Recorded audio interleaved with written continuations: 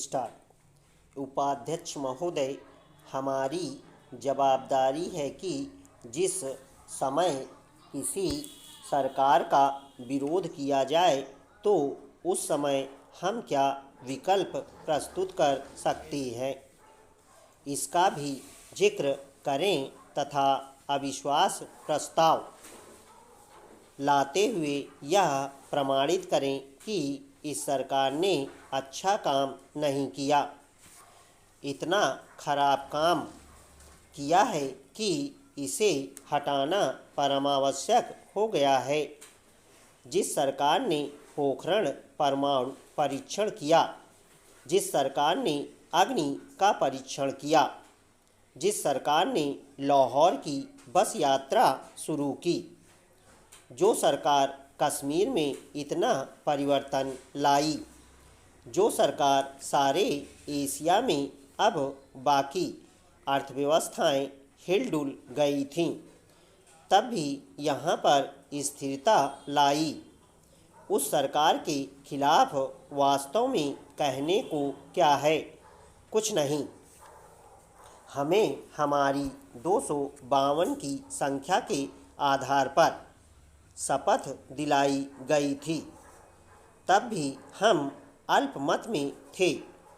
1998 के लोकसभा के चुनाव में हिंदुस्तान की जनता ने यह जनादेश दिया था कि श्री अटल बिहारी वाजपेयी जी के नेतृत्व में अलायंस की सरकार बने। 1998 का जनादेश 1996 से भिन्न है। 1996 में वह जनादेश एक प्रकार से भाजपा के लिए था कि वह सबसे बड़ी पार्टी करके उभरे। उन दिनों कोई पार्टी हमारे साथ आने को तैयार नहीं थी, सिवाय शिवसेना के, जो हमारे साथ चुनाव में भी थी, और चुनाव के तुरंत बाद अकाली दल हमारे साथ आया था। ये परिवर्तन हिंदुस्तान की राजनीतिक गतिविधियों और राजनीतिक व्यवस्था में जो परिवर्तन होते रहे हैं, उनकी ओर संकेत करते हैं। जिस पार्टी के पास आज से 10 साल पहले 1989 में केवल 2 सदस्य थे, आज उस पार्टी के साथ इतने सहयोगी दल जुड़े कि हम 252 की संख्या में पहुँचे। AIADMK के समर्थन वापस लेने के बाद लिए गए एक ओपिनियन पोल के अनुसार 22% लोगों ने कहा कि श्री वाजपेयी को त्यागपत्र देना चाहिए और 71% लोगों ने कहा कि उनको त्यागपत्र नहीं देना चाहिए और उनको DMK और अन्य पार्टियों का समर्थन जुटाकर शासन जारी रखना चाहिए।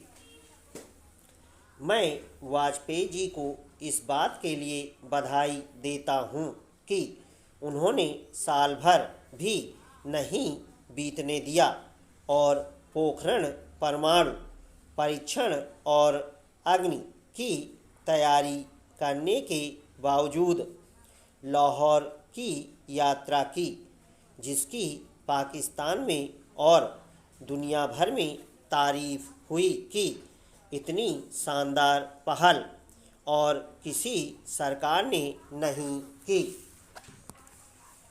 उपाध्यक्ष महोदय, आज मैं यह देखकर हैरान होता हूँ कि कम्युनिस्ट किस उत्साह से कांग्रेस की सरकार बनाने को तत्पर है। आज से 2.5 साल पहले इसी पार्टी का यह विचार था कि कांग्रेस पार्टी देश की सुरक्षा के बारे में उदासीन है। वामपंथी दलों के 1998 के घोषणा पत्र में यह कहा गया था कि कांग्रेस पार्टी का राजनीतिक और संगठनात्मक रूप से पतन हो चुका है। इसकी आर्थिक नीतियां जन विरोधी रही हैं। इसने देश की धर्मनिरपेक्ष परंपरा को धोखा दिया है और सांप्रदायिक ताकतों से समझौता कर लिया है तथा यह पार्टी भ्रष्टाचार में लिप्त है। यह कहा जा रहा है कि यह सरकार कट्टरपंथी हो रही है। मुझे इस बात का खेद है कि बीजेपी की सरकार के आने के तुरंत बाद विश्व भर में इस बात का प्रचार किया गया है। हिंदुस्तान में सेकुलरवाद है और यह हमारे यहाँ की धरती में है और जड़ में है।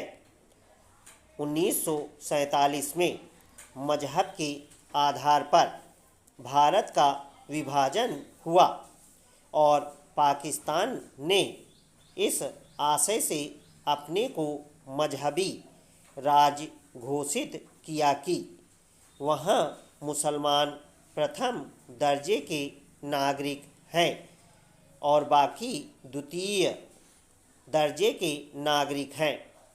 अगर भारत उस समय यही करता तो शायद दुनिया हमको दोष नहीं देती। दुनिया कहती कि आखिर कांग्रेस पार्टी विभाजन के खिलाफ थी।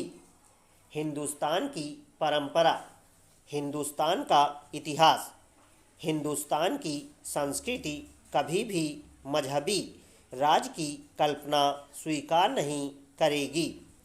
न पूर्व में किया है और न भविष्य में करेगी। सारे नागरिक किसी भी मजहब के अनुयायी हों, उनके लिए समान न्याय, समान सुरक्षा, सिक्योरिटी और सेकुलरिज्म हमारे संविधान के हिस्से हैं। यह सरकार पूरी तरह से उनके प्रति प्रतिबद्ध है। यह बताने की कोशिश की जा रही है कि ईसाइयों के ऊपर बहुत अत्याचार हो रहे हैं। कम से कम 6 घटनाएं दुनिया भर में ऐसी प्रचलित हुई जिनका कोई आधार ही नहीं था, तथ्य ही नहीं था।